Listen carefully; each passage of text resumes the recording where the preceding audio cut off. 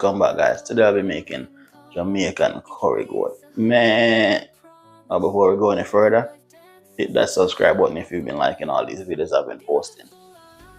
Now we're gonna start off with our goat meat that's been washed and drained. Add our spices. We have onion and garlic powder, salt and pepper, all-purpose seasoning, seasoned to the bone, Jamaican seasoning, and some allspice. Add your minced ginger, minced garlic, the scotch bonnet pepper.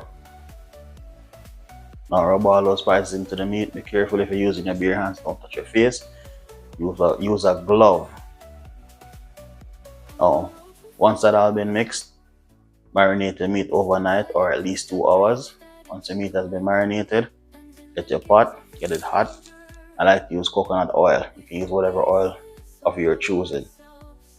Now we're gonna toast our curry powder.